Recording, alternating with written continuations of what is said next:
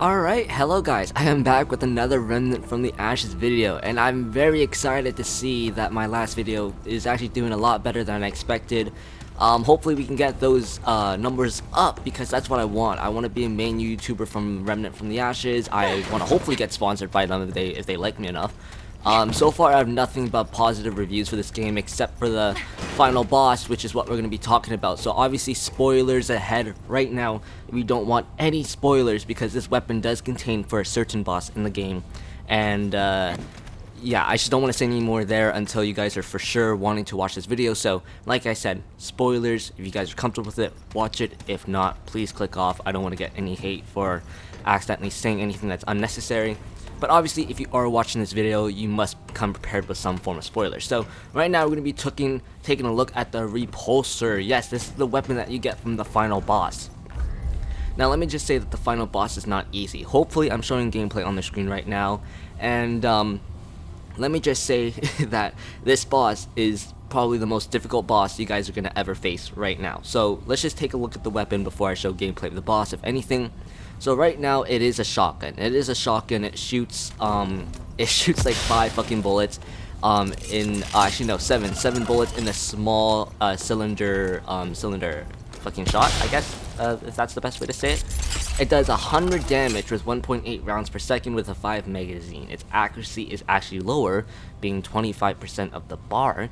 Its ideal range is 8 meters, which is actually, let's compare that to another shotgun,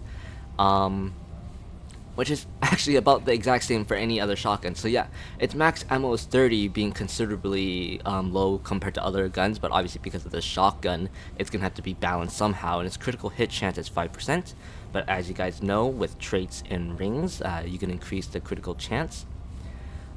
Its weapon mod is actually by far one of the most unique weapon mods I have ever seen, probably the second most unique one. The weapon mod is called Banish, and it fires a projectile that banishes the target into another dimension for 8 seconds. Now I'm assuming that as you upgrade this weapon, that number will pump up, and then when they return, they'll take 1.5 times the damage from the primary fire of the Repulsor weapon for 10 seconds. I'm pretty sure that 1.5 times the damage will also pump up when the weapon upgrades. The reason why I don't want to upgrade right now is because, believe it or not, I'm actually not a huge fan of shotguns, so I don't really want to waste too much materials on it. So I hope you guys understand about that. Lore is on the bottom right there if you guys are interested. So if you guys want to read that, there's that. But right now we're going to be talking about the boss. So the boss has a lot of phases in it, a lot of rotations, and you guys have to be very careful with this boss, right? I highly doubt that this boss is going to be solo-able, right? You know, it took me, my friends, at least 2 hours before we were actually able to understand the rotation of the boss and actually able to potentially kill the boss. So hopefully, like I said, I'm showing gameplay on the screen. I'll just tell you guys what you guys will be doing and how to best prepare for it. So right now, what me and my friends were rolling is that we were running a mod called, let me just see what it is. We're running a mod, come on. Oh shit, okay, Breath of the Desert, and you guys have yet to get that, then it's gonna actually be a lot harder.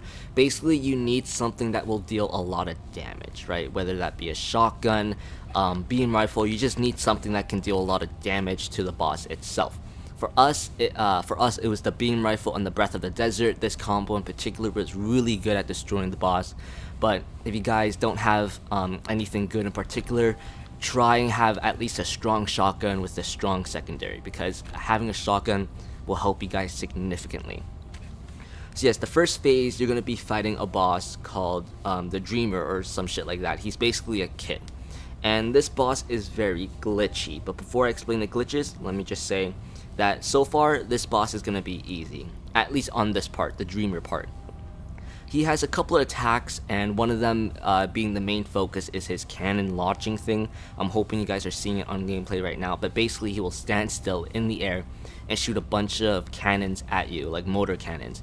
And if you guys get hit by these cannons, by these energy balls, you guys will probably die pretty fast, right? If he manages to land all of them on you, you will get insta-killed. If he manages to land some of them on you, then you will probably lose a lot of health. He shoots 2 of them in succession. And what I mean by that is that he will shoot 5 of them actually in reality. He'll shoot 5 of them, he'll take a split second break, and then he'll shoot another 5 of them at you. So that's when you gotta actually dodge twice. Do not dodge once, do not dodge twice. That is how he'll get you. Now, just because if he's aiming at you, that doesn't mean your teammates are safe. Your teammates actually have a high chance of dying too.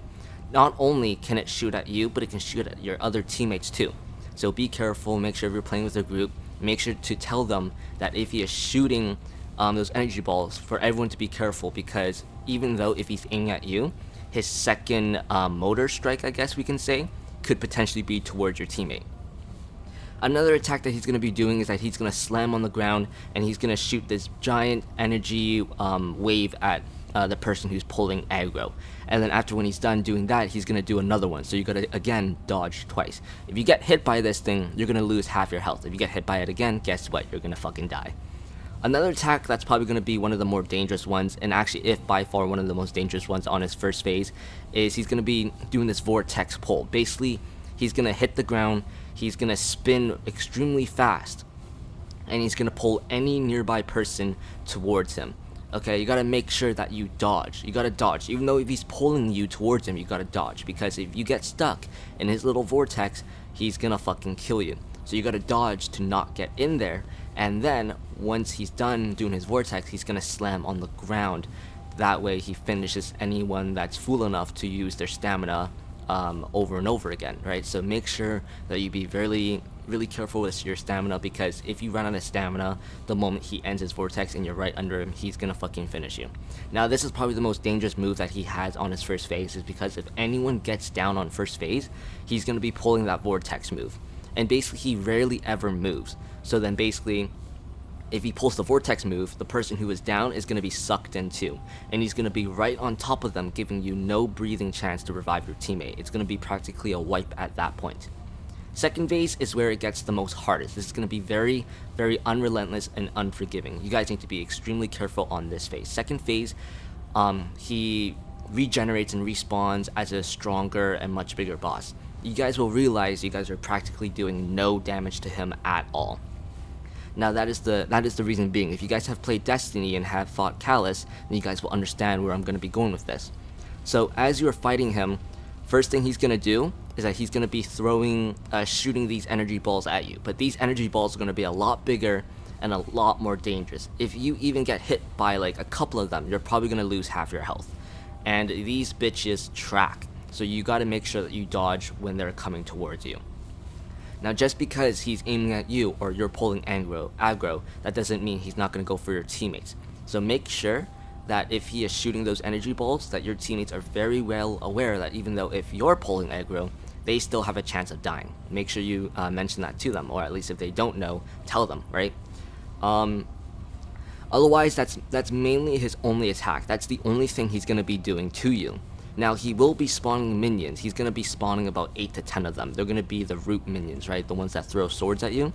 These guys are not a joke. They will overwhelm you. They will spawn around you, behind you, in your ass, in front of you, right? Literally, they will spawn around you. There is no specific spawn point. They will spawn randomly around the area that you're fighting with them.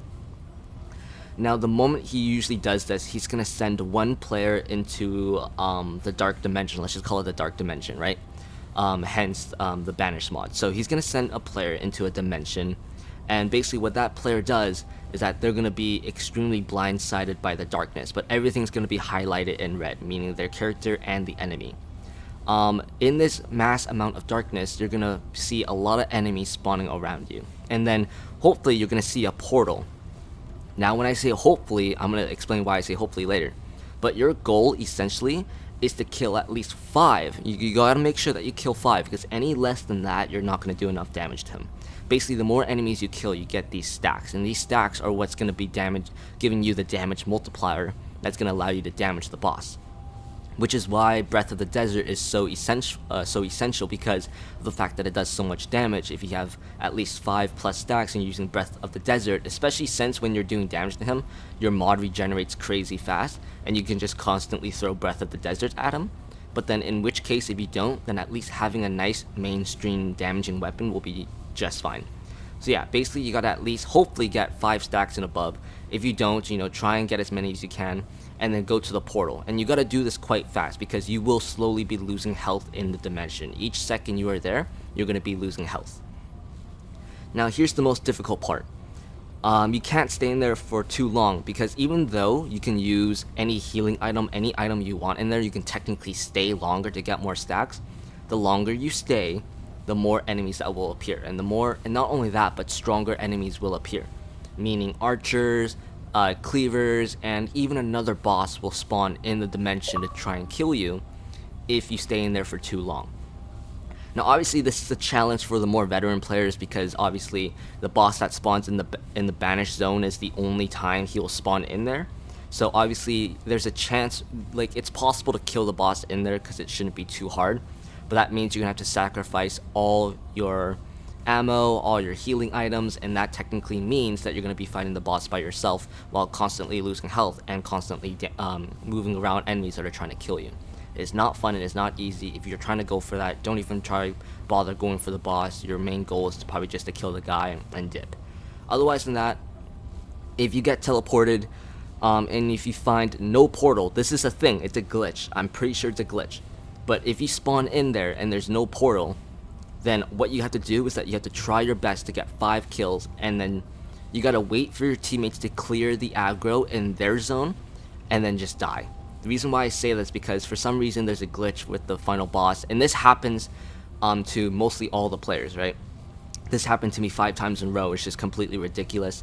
But basically, if you die, you still have the stacks on you. Your teammates just have to revive you fast enough for you to use them. But essentially, if there's no portal, then you just either have to survive, get the kills, and die, or else you're gonna probably just die immediately. There's no way to fix that. For some reason, there's just no portal popping up, and it's just a huge pain in the ass. So if that's the case for you, if you don't see a portal, and trust me, the portal is pretty visible. It's this fucking portal, you know, it legit looks like a portal. You guys will see a portal. If you guys do not see it, if you guys do an entire 360 and do not see it, then that means that you will have to get as many kills as possible and then die.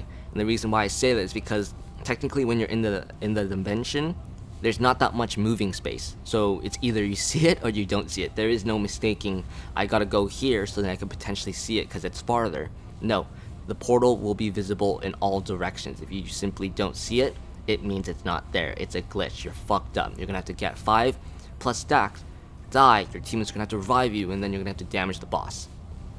And here's the thing, the boss will do this at least 3 times throughout his entire fight, and only on certain triggers. If you take him down to 1/3 of his health, he will do this thing. Well, he will essentially be really tired. His chest is gonna open up. The chest exposes the kid. You gotta shoot the kid. And I know that sounds really fucked up, but that's the truth. You gotta shoot the kid, and you will be doing thousands of damage. You can potentially take him down from 1/3 of his health to even 2/3 of his health to 1/3 of his health, right? You can essentially even kill him then if you're able to do enough damage to him. But that's mostly not going to be the case. I'm hopefully showing you guys gameplay so you guys understand what I mean by his chest is going to open up. But then when that happens, you guys have to do as much damage as possible. Clear out all aggro and then damage him as much as possible. Because the longer you stay there, the less resources you're going to have and the more chances you're going to have of dying. Me and my friends literally had to stack up on 20 blood wart and 20 ammo boxes. And trust me, we barely finished the mission without at least using 10 of them, right? So that is basically my tips. That is the rotation, and that is how the boss is gonna work. It is not fun, it is not easy. And definitely, and when you finally kill the boss, you're gonna get something called the Orb of Undoing. Basically what it does is that it's gonna reset all your spent trait points. Now, I'm pretty sure there is a way to get more of these. I'm gonna try and figure it out. But then otherwise than that, I'll see you guys next time.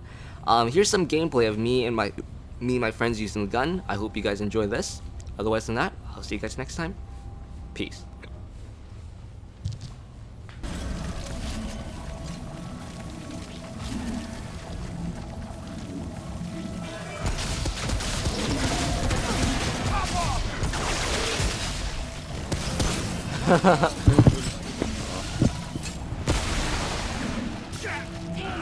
What the fuck told you?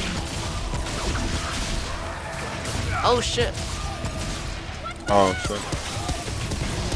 Yeah, we shouldn't be dicking around banishing him. Nah. 2 times was enough. 4 times is a little much. Hella banishes. I don't think stacks does it. You can have like Yeah, let's go around. you can have +3 bandages, I think. Vanishes, fuck. Or banish. Well, if you're gonna rock that, I'm switching guns. Well, I'm just gonna rock it just for a little bit for you too, but otherwise, I'm gonna switch back to my rune. That's fine.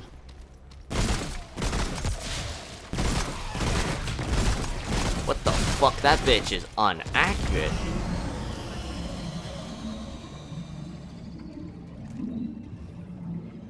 Okay.